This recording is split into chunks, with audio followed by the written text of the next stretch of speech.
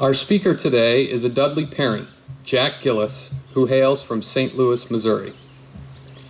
Jack is, first and foremost, the husband of my big sister Jennifer, who worked here on staff at Dudley starting in 1989. Together, Jen and Jack have shared their 4 children generously with Camp Dudley and Camp Kinia since 2006. Their kids, Matt, Sarah, Charlie, and Henry, have all been campers, leaders, and staff members on both sides of the lake. And Camp Dudley is as important to Jack's family as any other organization that they belong to and serve. Jack grew up in St. Louis and enjoyed a challenging camping experience of his own that took him on a 6-week wilderness canoe trip in Canada with Camp Keewaydin Temagami. Jack will tell you that paddling in wood canvas canoes, portaging long distances, and traveling the hidden trails and streams of Ontario was one of his most memorable life experiences. It was there that he began to learn an awful lot about strength, about leadership, self-reliance, and confidence. Jack graduated from Williams College in 1989, where he met Jen, and from there he went to Kellogg Business School in 1995. He spent his career in financial services, the last 10 years with J.P. Morgan at home in St. Louis.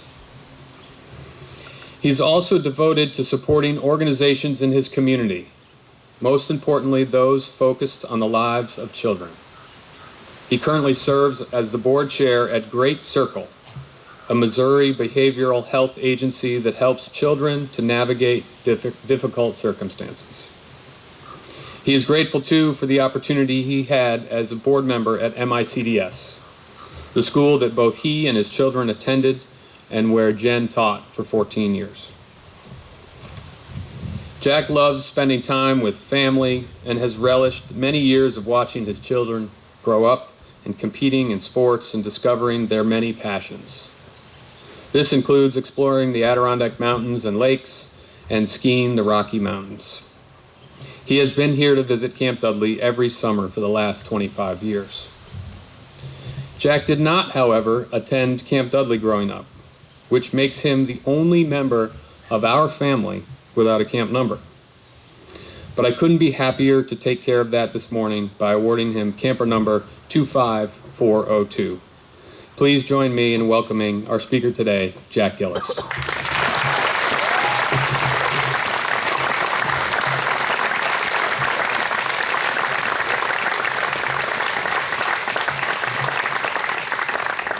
Thank you very much, Matt. It's a privilege to be standing here with you in this beautiful place, with you and the entire Camp Dudley community, a place so important to our family and me. And it's an honor to be asked to speak at chapel, and an extra special number to be given my own camp number, something I'll cherish for forever. So first I have 2 stories. It's spring break in Florida just a few months ago. 3 college kids from Kansas are hanging out on the beach, goofing around, soaking up some sunshine. A pretty ordinary day for 3 seemingly pretty ordinary guys. Suddenly, a stranger nearby screams. A woman, and wait, she's screaming for help. She's grabbed a child's arm at the shore, but she's frantically watching another child who's quickly being swept out to sea by a strong current. Help! Somebody help! It doesn't take long for the 3 young men to dash past the crowd of onlookers, plunge into the water, and start swimming out to the young boy, now already far offshore and struggling in the water. The mother watches, terrified, clinging to her younger child's arm, as these 3 strangers battle a strong current together. The minutes tick by. The mother waits, terrified. Finally, collapsing on the beach, exhausted, they deliver the young boy to his grateful mom. That night, they're featured on news stations from Florida to Kansas. Bystanders credit Jared, Cole, and Connor with saving the young boy's life. When Jared tells me the story later, he says he doesn't feel like a hero, and that even though that's what everyone calls him. We just did what we knew we had to do. 14 months earlier, on a January afternoon, with temperatures near zero, a group of students from Colgate University are traveling back to campus after a camping trip in the Adirondacks. They watch as the only other car in sight ahead of them loses control on the icy road. Quickly, it's overturned on the stretch of quiet highway. The car, now flipped, carries an older man and woman. The students jump into action, removing the injured couple from the car, stabilizing them, wrapping them in sleeping bags from their own van to keep them warm. They talk to the couple calmly, keeping them alert, dressing their wounds, and holding them to prevent them from going into shock. These are ordinary students on an ordinary trip who happen to be trained as wilderness first responders. On this day, they know exactly what to do just when they're needed. It takes 30 minutes, an hour and 20 minutes before an ambulance arrives to this rural, isolated stretch of highway. You may have driven this same road yourselves on the way to a plebe hike at Hurricane Mountain. The medical team later credits the students with saving the couple's lives. When Sarah tells me the story later that night, still in a bit of shock herself, she says she doesn't feel like a hero, even though that's what I call her. We just did what we knew we had to do. These ordinary kids in these stories are kids that I know. They're a lot like the leaders sitting right next to you right now, or a few seats down. Take a look. Jared and Cole and Connor, those kids from the first story, they are three of my son Charlie's best buddies from the University of Kansas, where they shared a brotherhood of their own, not unlike the ones that leaders and campers find right here at camp. And Sarah, from the second story, she's my daughter. She spent 11 years at Kenya as a camper and as a leader to some of your sisters. Some of you may have met her already this summer. She's an instructor on the brand new climbing tower. What makes these ordinary kids heroes? They have two very important things in common. First, they're filled with love for others. These brave young people used every ounce of skill and effort they could muster to save the lives of perfect strangers. That is love, pure and simple. The second thing they share is that they took action. They seized the moment without hesitation when they realized that someone simply had to.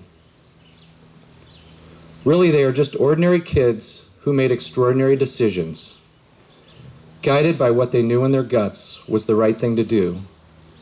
That and a whole lot of love. In today's scripture reading, Jesus tells us to love the Lord God with all our heart, with all our soul, and with all our mind, and also to love our neighbors as ourselves. Jesus presents these two commandments almost as one. For in loving our neighbors, we are loving God and all his people. In part, I think Jesus is telling us that our love multiplies. I'll come back to this in a moment. I've got one more story for you about an ordinary kid who is one of the most extraordinary people I know. Charlie Gillis, our son, sat on these same benches too, just like you are. Many of you knew Charlie. He loved Camp Dudley and everyone here the way he loved everyone who called him his friend, with his full and generous heart. In fact, Charlie spent every summer of his life here at camp, even before he was old enough to be a camper. Last September, we lost Charlie at 20 years old. He was in a fatal car accident on his way back to Kansas after visiting us for a weekend in St. Louis. He came home to see his beloved, high school football team, the MICDS Rams, play their arch rivals because Charlie loved that team. Every single football teammate out there on the field knew Charlie and his incredible love. For Charlie, love was just the ordinary way he lived. He was an ordinary kid with an extraordinary capacity to light up the room with his smile, no matter where he was. You probably saw it a million times here at camp.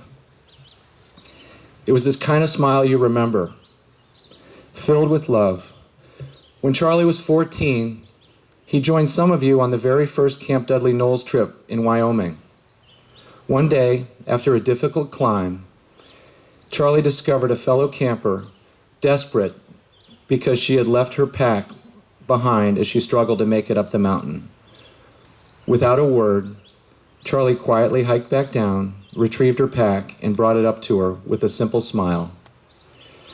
Charlie was always practicing the other fellow first, whether he was with friends here at camp, his buddies at school, his Stern, Dills, and Story cousins, or his siblings, Matt, Sarah, and Henry. It was this gift that always made people want to be near Charlie. So back to those football players, those teammates that Charlie came home to see right before his accident. They are ordinary kids who found a way to multiply Charlie's love. Ever since September, at Charlie's memorial service, the entire team sat together wearing their red team jerseys. In the weeks and months that followed, the players continued to show us their love and support in extraordinary ways. They sent us notes and wrote essays in school about Charlie and our family. They embraced us on the field after each of their games, and they wore stickers with Charlie's initials on their helmets. They even chose a different player each week to wear Charlie's number 18. Inspired by their love for each other and for Charlie, the team accomplished something really special. You might even call it extraordinary. During each game, the player wearing number 18 became a hero, playing the game of his life, leading his team to victory, often coming from behind in the final moments of the game against heavily favored opponents. Players jumped higher, ran faster, and played better than they had ever played. We don't doubt that Charlie was right there with each one of them as the winning streak continued, game after game, week after week, all the way to the state championship game. We will always remember that miraculous season. Those young men welcomed us into their hearts and helped us and the entire school community to heal during the most difficult time. They multiplied Charlie's love, plain and simple. Beyond the football team, that same love and support of family and friends has lifted us up in extraordinary ways. Friends rallied around us and continued to look after us at home, at work, and at school.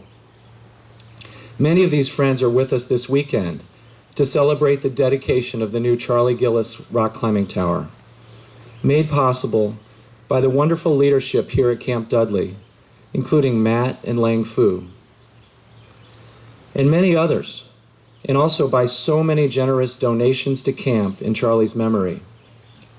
We are filled with gratitude. When I first got to see the climbing tower this week, no words could capture how I felt. I think that's because love is more powerful than words. Love is action. It seems almost too good to be true that Charlie's memory is being lifted through the climbing tower. Charlie loved to test himself physically, but he also loved to teach and inspire others. The climbing tower and the incredible instructors, led by Liz, here, are a perfect combination for teaching and inspiring young climbers.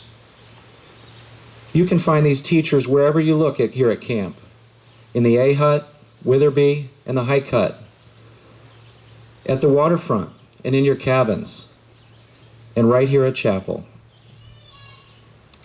These people return to camp to inspire current and future generations of campers to learn and grow to be your best selves. It's pretty easy to do here at camp. Of course, you campers also inspire each other. All it takes is a whole lot of love and the courage to help others. That's who Charlie will always be for us, and that's what this community is. As you do something for others, your love inspires them to do something for others, again, to multiply that love. Okay, sit tight. I said I had one more story, but Charlie's story is a big one, and it has many parts to it. This part is one of my favorites. You see, when Charlie got his driver's license, he signed up to be an organ donor, as many of you have probably already done or will do. Maybe a pretty ordinary thing to do. We found out later from a classmate that Charlie was really pumped about being an organ donor after seeing a documentary focused on the powerful ripple effect that one person's organ donation can have. As we learned, Charlie ultimately saved the lives of many people through his organs. He gave the biggest gift of all, the gift of life and love. That love is a powerful thing, and we've watched acts of love, large and small, making miracles happen again and again. Because you see, Charlie's love has multiplied in an ordinary and extraordinary way. This spring, inspired by Charlie, who was always thinking about the other fellow, Charlie's mom, Jen, had a wonderful idea. She would host a Red Cross blood drive in St. Louis. The Live Like Charlie, Give Like Charlie blood drive.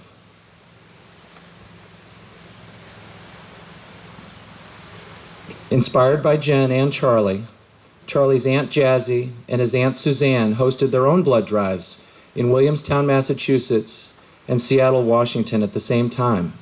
And numerous other friends have been inspired to donate blood in other locations as well. And the Red Cross has been amazed at the turnout, totaling over 150 people, many first-time donors. Each donation helps 3 people. So you do the math. That's 450 recipients, right? And we're still counting. I know we've just gotten started because Jen, Jazzy, and Suzanne are already planning to host blood drives again next year. They don't feel like heroes at all. They're simply passing along the love and doing what feels right. You see, loving acts are contagious. That's why you're so lucky to be here at Camp Dudley, at this place where the other fellow first is an ordinary and extraordinary force. You can see it in your cabin, on the field, on a hike, on the stage, and right here at chapel. It's woven into the ordinary things that make every single day here at camp. And since it has the capacity to multiply, there's no limit to what you can accomplish through your acts of love. You can be a hero, like Jared and Cole and Connor, like Sarah, like Jen and Jazzy and Suzanne, and like Charlie. As you spread the love wherever you go, the world will feel a lot like Camp Dudley.